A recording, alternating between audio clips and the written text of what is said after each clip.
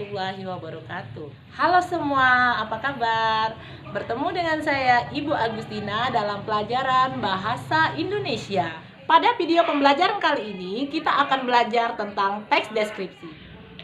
Mari kita simak video berikut ini.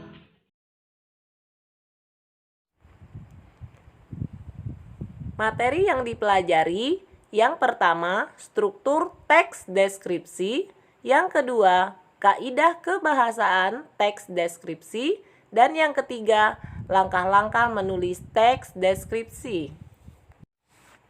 Untuk yang pertama, kita akan membahas terkait dengan struktur teks deskripsi. Struktur teks deskripsi terdiri dari identifikasi, deskripsi bagian, dan simpulan atau pesan. Yang pertama adalah identifikasi, berisi gambaran umum terhadap objek yang disampaikan oleh penulis. Jadi, pada struktur bagian ini berisi nama objek yang dideskripsikan, lokasi, sejarah lahirnya, makna nama, pernyataan umum tentang objek. Untuk struktur selanjutnya adalah deskripsi bagian. Struktur ini berisi perincian bagian objek yang diperinci berdasarkan tanggapan subjektif penulis. Perincian dapat berisi apa yang dilihat, bagian-bagiannya, komposisi warna, seperti apa objek yang dilihat menurut kesan penulis. Perincian juga dapat berisi perincian apa yang didengar, mendengar suara apa saja, seperti apa suara-suara itu, atau penulis membandingkan dengan apa. Perincian juga dapat berisi apa yang dirasakan penulis dengan mengamati objek. Jenis pengembangan deskripsi bagian terdiri dari yang pertama, deskripsi bagian berdasarkan ruang. Deskripsi ini berisi perincian bagian-bagian ruang objek yang dideskripsikan. Misalnya, penulis mendeskripsikan bagian pintu masuk, bagian tengah, bagian belakang. Perincian ruang juga dapat menyebut nama-nama ruang dan ciri-cirinya. Yang kedua, deskripsi bagian berdasarkan anggota bagian-bagian objek. Berisi perincian bagian-bagian yang dideskripsikan, misalnya pantai yang digambarkan bawah lautnya, bibir pantai, ombak dan pasirnya, pemandangan tumbuhan dan hewan pantai. Yang ketiga, deskripsi bagian berdasarkan proses sesuatu berlangsung. Berisi perincian bagian awal, mulai meningkat, puncak atau inti, penutup. Misalnya, penulis mendeskripsikan awal pementasan, puncak adegan, mulai meluruh, dan penutup. Dan yang keempat, deskripsi bagian berupa pemfokusan. Berisi bagian yang paling disukai dari bagian yang dideskripsikan. Contoh, bagian yang paling saya sukai dari perpustakaan ini adalah ruang bacanya. Desain unik dengan cat cerah memberikan kenyamanan yang luar biasa pada pengunjung. Itu tadi adalah beberapa jenis pengembangan deskripsi bagian. Selanjutnya, kita akan membahas struktur teks deskripsi yang terakhir, yaitu simpulan atau kesan. Simpulan atau kesan sendiri terletak di akhir paragraf yang berisi kesan umum penulis terhadap objek yang dideskripsikan. Selanjutnya, kita akan membahas terkait kaidah kebahasaan teks deskripsi. Untuk kaidah kebahasaan yang pertama adalah penggunaan kata dengan kata dasar KTSP. Sebelumnya, apakah kalian sudah tahu apa itu kata dasar? Kata dasar merupakan kata yang menjadi bentukan kata yang lebih besar. Misalnya kata jual. Kata jual ini merupakan salah satu kata yang dapat menjadi bentukan yang lebih besar. Misalnya jualan. Jualan sendiri pun dapat menjadi bentukan yang lebih besar lagi, yaitu berjualan. Selanjutnya, berikut kita akan membahas lebih dalam lagi terkait penggunaan kata dasar KTSP yang menjadi salah satu kaidah kebahasaan teks deskripsi. Yang pertama yang akan kita bahas yaitu fonem KPTS luluh jika setelah awalan men diikuti oleh kata dasar yang berawal dengan huruf KPTS. Mari kita lihat contoh berikut. Imbuhan men jika ditambah dengan kata dasar tepi, maka hasilnya akan menjadi menepi. Mengapa bukan mentepi? Karena sesuai dengan prinsipnya tadi, imbuhan men jika ditambah dengan kata dasar KTSP, maka huruf tersebut akan luluh atau hilang. Begitu juga imbuhan men jika ditambah dengan kata dasar salin, maka hasilnya akan berubah menjadi menyalin, dan seterusnya. Selanjutnya, fonem KTSP tidak luluh jika setelah awalan men diikuti oleh kata dasar yang diawali dengan klaster atau konsonan rangkap. Lanjut ke pembahasan, apakah kalian tahu apa itu huruf konsonan? Yang termasuk huruf konsonan adalah semua huruf alfabet kecuali A, I, U, E, dan O. Jadi contohnya B, C, D, dan seterusnya. Dalam penulisan men yang diikuti konsonan rangkap, maka meski kata dasarnya berawalan huruf K, T, S, P, maka dia tidak akan luluh atau hilang. Contohnya, kata traktir yang diawali dengan konsonan rangkap yaitu T dan R. Begitu pula dengan kata hayal diawali dengan konsonan rangkap yaitu K dan H, dan seterusnya. Meskipun kata dasar tersebut, kata dasarnya diawali K, T, S, ataupun P, namun karena konsonannya rangkap, maka huruf K, T, S, P tidak akan luluh. Seperti contoh berikut.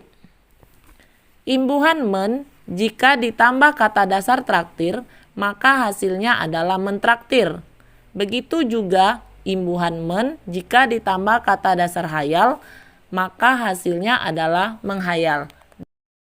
Pembahasan yang berikutnya adalah fonem KPTS tidak luluh jika setelah awalan men diikuti oleh kata berimbuhan yang berawal dengan huruf KPTS. Imbuhan sendiri banyak macamnya, seperti ber, men, per, dan lain sebagainya. Salah satu imbuhan yang diawali dengan huruf KPTS adalah per. Apabila imbuhan per digabung dengan salah satu kata dasar, misalnya luas, maka akan menjadi kata perluas. Meskipun kata perluas diawali dengan huruf P, namun apabila dirangkai dengan awalan men, maka huruf P pada kata perluas tetap tidak akan luluh karena huruf P pada kata perluas merupakan awalan imbuhan, bukan awalan dari kata dasarnya. Sehingga kata perluas apabila sudah digabung dengan awalan men, maka yang tepat adalah memperluas bukan memerluas. Kaidah kebahasaan berikutnya adalah penggunaan kata depan. Kata depan adalah kata yang menghubungkan kata benda dengan bagian kalimat. Kata depan disebut juga preposisi. Adapun kata depan yang digunakan pada teks deskripsi adalah di, ke, dari, dan pada. Masing-masing kata depan tersebut memiliki fungsinya masing-masing. Untuk lebih jelasnya, coba kalian cermati tabel yang ada di layar berikut. Coba kita cermati salah satu contoh penggunaan kata depan di. Di sini terlihat bahwa kata depan di memiliki fungsi untuk menyatakan tempat. Agar lebih mudah untuk memahami, coba kalian perhatikan contoh kalimat yang ada di sebelah kanan. Di sana ada contoh kalimat yaitu Nandi belajar di sekolah. Kata depan di yang terdapat pada contoh kalimat tersebut jelas menunjukkan bahwa kata depan di ini berfungsi untuk menyatakan tempat yaitu sekolah. Selanjutnya penggunaan kata depan di dan huruf kapital. Sebelumnya kita sudah ketahui bahwa kata depan di merupakan salah satu kata depan yang sering digunakan dalam sebuah teks deskripsi. Namun, perlu diperhatikan juga bahwa penulisan di ada yang dipisah atau ada pula yang dirangkai. Yang perlu diingat bahwa penggunaan kata depan di dipisah apabila diikuti dengan kata keterangan tempat, arah, posisi, atau letak. Namun, apabila tidak membentuk keterangan tempat, maka kata depan di hanya berfungsi sebagai awalan sehingga penulisannya dirangkai. Untuk lebih jelasnya, coba kalian perhatikan contoh berikut. Penulisan di pantai, di atas, di Jawa, dan lain sebagainya, ini semuanya dipisah. Karena setelah kata diikuti dengan keterangan tempat, sedangkan kata dipakai, dibawa, diikuti, dan lain sebagainya, penulisannya tetap dirangkai karena tidak membentuk keterangan tempat. Masih melanjutkan pembahasan sebelumnya, setelah kita pelajari terkait kata depan di, sekarang kita akan mempelajari penggunaan huruf kapital. Sebagai informasi bahwa penulisan huruf kapital dalam bahasa Indonesia ternyata sudah diatur dalam Peraturan Menteri Pendidikan dan Kebudayaan Nomor 50 Tahun 2015, yang mana dalam pedoman tersebut telah diatur penulisan ejaan yang benar. Maka dari itu, di sini ada beberapa hal yang perlu kalian perhatikan dalam menuliskan huruf kapital. Untuk memudahkan kalian dalam memahami materi ini, sudah Ibu tuliskan beberapa ketentuan serta contoh yang tepat dalam menulis huruf kapital. Penulisan huruf kapital yang tepat masih berlanjut sampai di sini. Kalian bisa cermati dan perhatikan contohnya untuk lebih mudah memahami. Kaidah kebahasaan berikutnya adalah penggunaan kalimat perincian untuk mengkonkretkan, penggunaan kalimat yang menggunakan cerapan panca indera, penggunaan sinonim, penggunaan kata khusus, penggunaan kalimat bermajas, dan penggunaan pilihan kata yang bervariasi. Yang terakhir kita akan membahas terkait langkah-langkah menulis teks deskripsi. Dalam menulis teks deskripsi, ada beberapa langkah yang perlu kalian perhatikan. Yang pertama adalah menentukan objek dan membuat judul. Judul teks deskripsi yang ditulis pun dapat berisi objek yang akan dideskripsikan dengan tambahan tanggapan pribadi penulis. Misalnya, madrasah kebanggaanku atau keindahan pantai Parangtritis, dan lain sebagainya. Kemudian untuk langkah yang kedua adalah membuat kerangka bagian-bagian yang akan dideskripsikan. Kalian dapat membuat kerangka yang berisi bagian-bagian dari objek yang akan kalian deskripsikan. Buat bercabang-cabang sesuai dengan bagian objek. Selanjutnya, kalian dapat mencari data dari objek yang ditulis. Data sendiri dapat kalian cari dengan cara mengamati. Misalnya, kalian hendak membuat teks deskripsi dengan judul Madrasah Kebanggaanku. Kalian dapat mendeskripsikan mulai kondisi fisiknya dulu. Misal, berdasarkan hasil pengamatan kalian, ternyata kondisi fisik madrasah kalian memiliki bangunan yang kokoh dengan cat berwarna hijau muda, dan lain sebagainya. Itu adalah data yang kalian dapatkan dari hasil mengamati. Untuk langkah yang keempat adalah menyusun kalimat-kalimat yang ditulis sebelumnya menjadi paragraf sesuai struktur teks deskripsi, mulai dari identifikasi, deskripsi bagian, sampai diakhiri dengan simpulan atau kesan. Langkah yang terakhir adalah merinci objek dengan kata atau kalimat yang merangsang panca indera. Jadi, misalnya pada langkah keempat, kalian sudah selesai menulis teks deskripsi. Namun, kalian masih dapat menambahkan paragraf tersebut dengan kata atau kalimat yang menggunakan cerapan panca indera, agar pembaca mendapat efek emosional seperti seolah-olah dapat melihat, mendengar, maupun merasakan apa yang dideskripsikan. Demikian untuk video pembelajaran kali ini.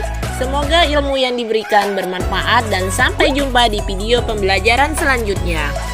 Wassalamualaikum warahmatullahi wabarakatuh.